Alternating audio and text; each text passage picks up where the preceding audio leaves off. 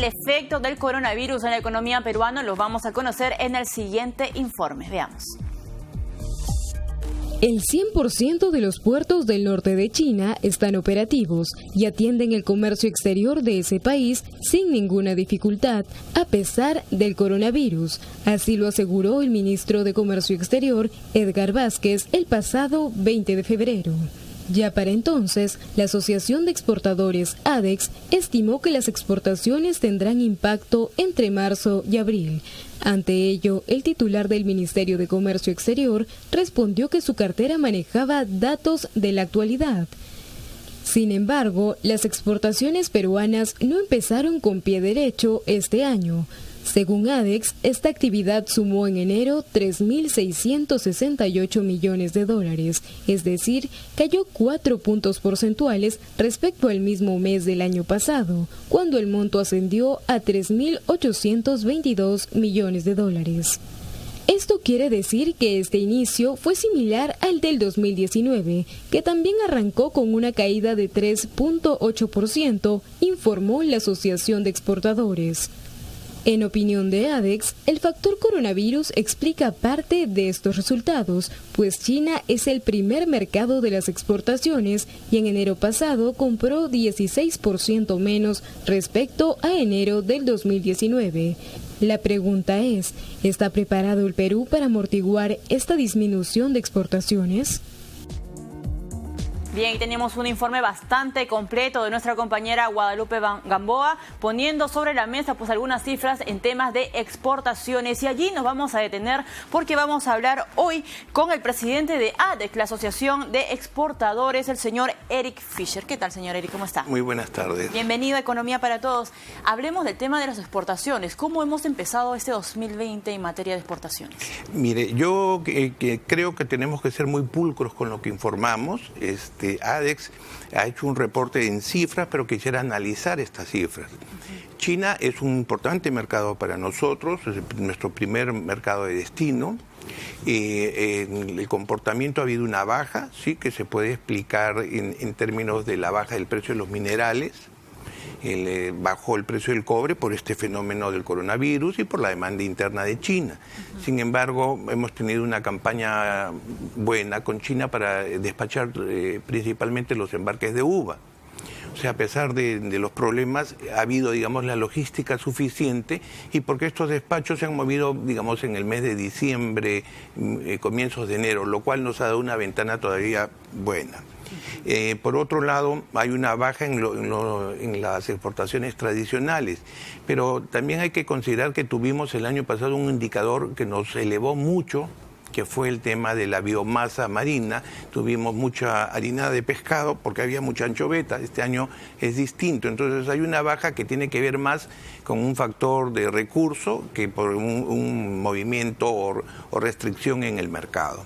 Entonces, sí, es cierto, hoy día las cifras son casi como las del año pasado, pero estamos viviendo un año muy atípico porque, como bien ustedes han comunicado, el coronavirus afecta no solo, no es un problema sanitario, sino también es un problema que restringe la logística entre los países, el tránsito, por lo tanto las operaciones comerciales, las demandas. Sabemos que China tiene gran parte de su personal que no está produciendo, aunque en los últimos días comienza a haber cambios favorables. Ha habido una pequeña mejora en la expectativa sobre el precio del cobre y eso nos indica que pareciera que ya un volumen interesante de fábricas chinas comienzan a mover la maquinaria nuevamente. Además, hay que tener cuidado en términos de China, porque China los meses de enero, febrero... Empieza frío. Frío porque además son meses en los que ellos han salido de su año nuevo lunar, es un periodo de fiestas donde viajan, la actividad productiva y comercial baja mucho. Llegan de la resaca, como... Así es. Y a partir de marzo, abril es que vamos a comenzar a ver cuánto realmente puede impactar este tema. Lo cierto, señor Fischer, es que las exportaciones han caído 4 puntos porcentuales. Sí, es correcto, pero no necesariamente por el factor coronavirus, ¿no? Sí, pero eso quiere decir, entonces no nos va a afectar. No, de hecho, le está afectando a todo el mundo. Tenemos que entender que va a haber de todas maneras una baja en la demanda en China. También hay que entender que hay industrias nuestras que producen con insumos chinos, industria farmacéutica, textil, que no están recibiendo sus materias primas en las condiciones normales. Menos materia prima, menos productividad, menos venta. ¿Podremos hablar, señor Fischer, de que probablemente el coronavirus infecte también la economía peruana, si es que no lo está haciendo ahora? No quisiera utilizar el término infecte, diría afecte, que no, creo que es menos dramático. Sí, de hecho, pero a ver, la economía de Estados Unidos, que es probablemente la mayor economía del planeta, está afectada y lo ha reconocido.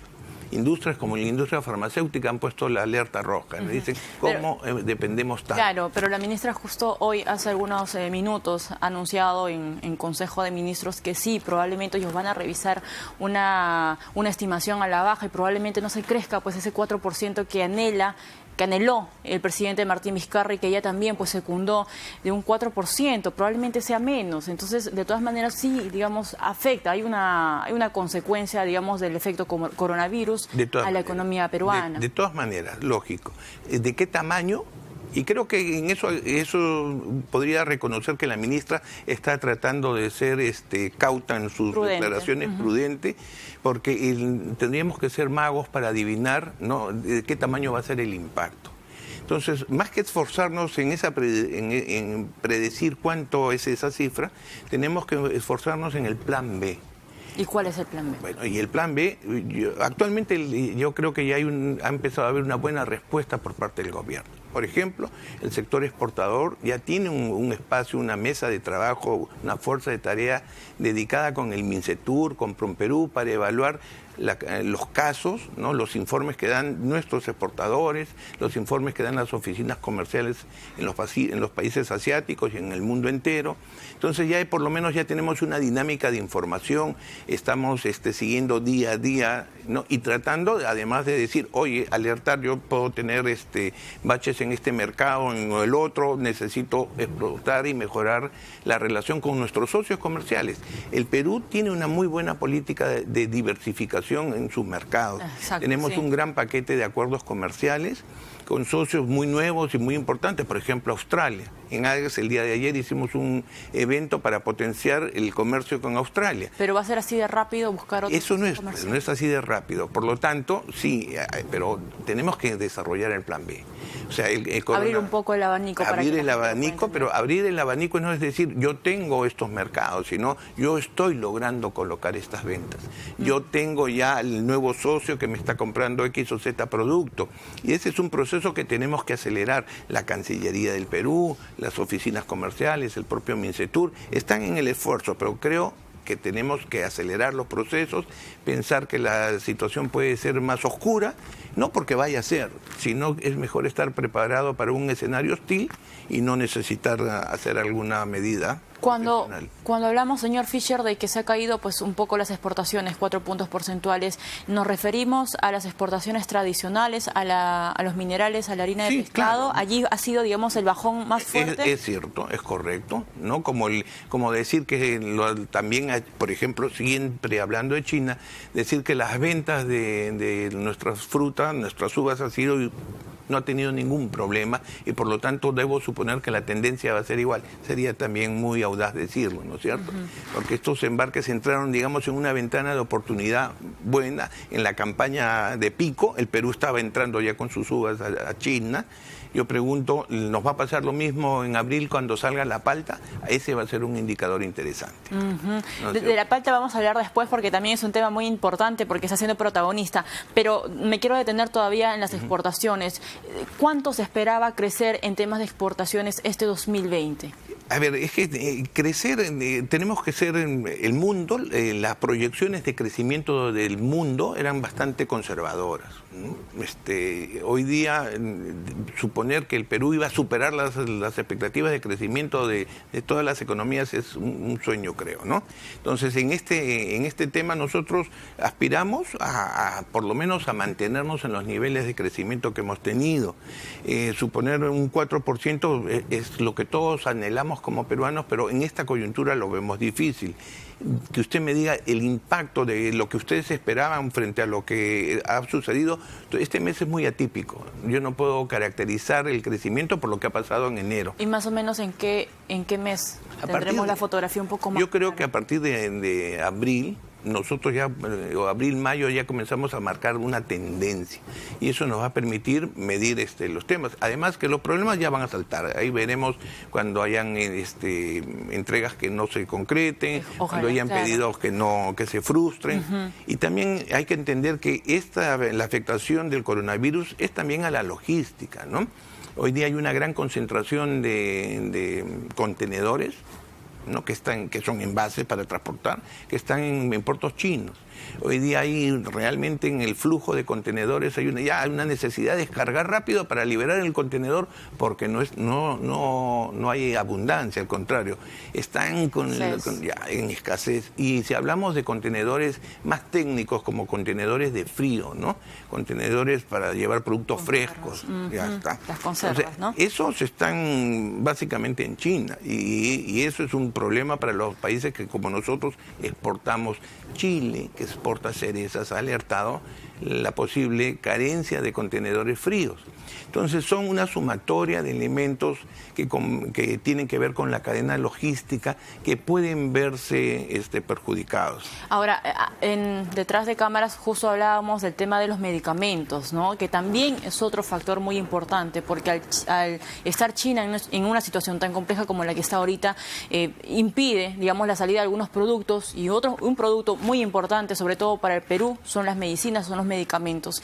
¿Cuál es el panorama que usted analiza en una situación como esa? Mira, tiene usted razón, ha tocado un tema muy importante porque realmente la afectación más importante o el arista más importante, más allá inclusive de la parte económica, es la salud, la vida.